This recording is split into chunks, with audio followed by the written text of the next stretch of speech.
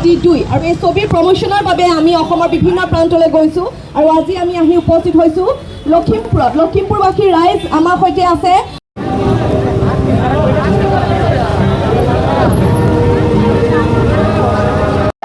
আপোনালোকৰ যদি ছবিখনৰ বিষয়ে কিবা জানিব লগা আছে আপোনালোকে পোনপটীয়াকৈ সন্মুখৰ পৰা সুধিব পাৰিব। কাৰোবাৰ কিবা সুধিব লগা আছে নেকি? আৰু এইটোত আমি এনেকৈ কৰিছোঁ গানটোৰ যিখিনি ইয়াত ফুটেজ আছে ইয়াত দেখা পাইছে যে থলুৱা আমাৰ হাল বোৱা পিঠা বনোৱা পথাৰত হাল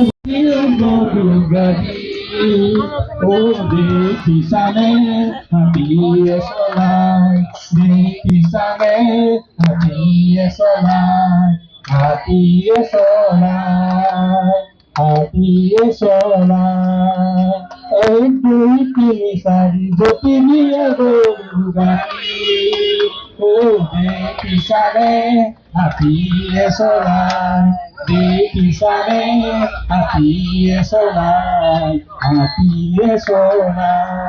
ৰাইজক এটাই কম যে বহুত হেঁপাহত আমি আপোনাৰ ওচৰলৈ আহোঁ আৰু এই হেঁপাহটো যাতে আমাক নিৰাশ নকৰে। অহা 3 জুলাই তাৰিখে আৰু বেছি দিন নাই, 11 দিন আছে। যিমান পাৰোঁ অসমখন ঘূৰিছোঁ, ৰাইজক ব্যক্তিগতভাৱে লগ কৰি তেওঁলোকক মনৰ কথা তেওঁলোকৰ কথা জানিছোঁ, আমাৰ কথা কৈছোঁ যে আমাৰ এই ছবিখন আহি আছে, আপোনালোকে চাব লাগে আৰু কিয় চাব লাগে সেয়াও ক'বলৈ যত্ন কৰিছোঁ। আৰু সম্পূৰ্ণৰূপে এখন বাণিজ্যিক চিনেমা, আমাৰ সমাজধৰ্মী চিনেমা, গোটেই পৰিয়াল ককা দেউতাৰ পৰা নাতিলৈকে একেলগে বহি একেলগে চাব পৰা চিনেমা, য'ত আমাৰ মাটিৰ কথা আছে, আমাৰ দেশৰ কথা আছে, আমাৰ ঘৰৰ কথা আছে আৰু চাই ভাল পাবলগীয়া চিনেমা এইকাৰণেই বুলিয়ে ক'ব পাৰিম কাৰণ অসমীয়া মানুহে যেনেকুৱা ধৰণৰ চাই ভাল পায় তাক উন্নত মানত চেষ্টা কৰা হৈছে তৈয়াৰ কৰিবলৈ। ইয়াৰ বহুতখিনি কাম বাহিৰত কৰা হৈছে, দাক্ষিণাত্যৰ পৰা মুম্বাইৰ পৰা মানুহ আহি ইয়াত কাম কৰিছে আৰু এটা প্ৰফেচনেল টিম হিচাপে কাম কৰিছোঁ। 5টা দশকৰ সকলো অভিনেতা অভিনেত্ৰী সকলোখিনিয়ে কাম কৰিছে আৰু তাৰ মাজৰ ময়ো এটা সেইটো দশকৰ অংশ হ'বলৈ পাইছোঁ আৰু গীতকেইটাও খুব সুন্দৰ। এটা গীত আমাৰ হেঁপাহৰ প্ৰাণৰ শিল্পী জুবিনদাৰ কণ্ঠত ৰুণজুণ গানটি আছে আৰু বিভিন্ন গান আছে। অৰূপৰ কণ্ঠত জুবিন দাই অভিনয় কৰা এটা পৰিয়ালধৰ্মী এটা গান আছে, এটা ৰোমেণ্টিক ছং আছে প্ৰবীণ বৰাৰ নাহিদৰ কণ্ঠত আৰু কলি কৃষ্ণ গীতটি আমাৰ শ্ৰদ্ধাৰ দীপেন বৰুৱা ছাৰে গাইছে আৰু প্ৰায় সকলোখিনিয়ে আছে ছবিখনত। সকলো ফালৰ পৰা অলপ বেলেগ বেলেগ ধৰণৰ বিভিন্ন বস্তু বিভিন্ন দিশ ইয়াত দিয়া হৈছে, গতিকে ৰাইজে নিশ্চয় চাই ভাল পাব কাৰণ এইখন এখন নিশ্চয়কৈ পেচা বচুল চিনেমা বুলিয়ে ক'ব লাগিব। কাৰো সময় আৰু পইচা যাতে অপব্যয় নহয় সেইটো মন কৰা হৈছে আৰু ৰাইজে নিশ্চয় ভাল পাব বুলি আশা কৰিছোঁ। কিন্তু তাৰ বাবে ৰাইজৰ আশীৰ্বাদকণ লাগিব যাতে ছবিগৃহলৈ আহি আমাৰ নিজৰ অসমীয়া চিনেমা বুলি চাই আৰু আমাক আশীৰ্বাদ কৰে।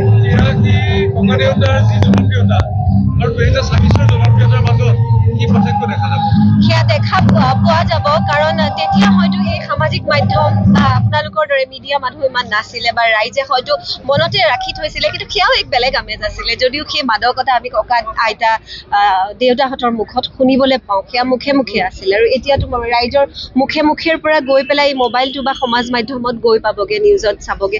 আমি গম পাবলৈ আমি গম পাম, ৰাইজৰ মুখৰ পৰা আমি শুনিবলৈ পাম যে আচলতে সঁচা ফিডবেকটো কি, আচলতে ৰাইজে সঁচাকৈ ভাল পাইছে নে বেয়া পাইছে। আৰু সেই পটভূমিখন আৰু এই পটভূমিখনৰ মাজত অলপ পাৰ্থক্য আছে কাৰণ আমাৰ সময়বোৰ সলনি হৈছে আৰু সেইমতে এইখন বনোৱা হৈছে।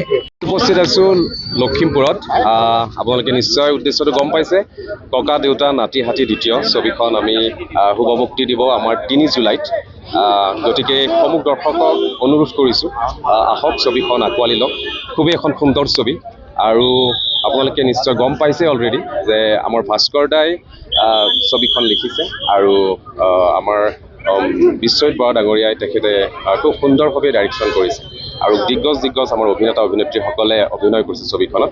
প্ৰাঞ্জল দা, আমাৰ আদিল হুছেইন দা আৰু যতীন বৰা দা, উৎপল দা, তপন দা, ঋতিক অংকনা সকলোৱে মিলি বহুত কষ্ট কৰি এখন ছবি আপোনালোকৰ উপহাৰ আনিছে আৰু প্ৰাইডিছ এণ্টাৰটেইনমেণ্টক ধন্যবাদ জ্ঞাপন কৰিব লাগিব তেখেতসকলে ইমান ধুনীয়া এটা প্ৰজেক্ট আমাৰ অসমবাসীৰ ৰাইজক উপহাৰ দিছে আৰু আমি এই ছবি জগতখন অসমীয়া ছবি জগতখন আমি জীয়াই ৰাখিব লাগিব সকলোৱে একগোট হৈ আমি অসমীয়া ছবি জগতখনক আমি অসমীয়া হৈ আগবাঢ়ি আহিব লাগিব বহুতকেইখন ছবি এতিয়া বৰ্তমান আহিছে আমাৰ মাজলৈ আমি দেখিছোঁ বৰ্তমান ছবিগৃহত মানুহবোৰ আহিছে চাবলৈ আৰু আমি বহুত আশাবাদী যে এই ছবিখনক লৈ আমিও বহুত আশাবাদী আপোনালোকৰ হিলদুল ভাঙি আহক ছবিখন চাবলৈ আৰু মই ভাবোঁ যে ছবিখন চাই নিৰাশ নহয় কাৰণ এই ছবিখনত আমাৰ জাতি মাটি ভেটি সকলো ধৰণৰ প্ৰচেষ্টা কৰা হৈছে আপোনালোকক উপহাৰ দিবৰ কাৰণে খুব সুন্দৰভাৱে এই ছবিখন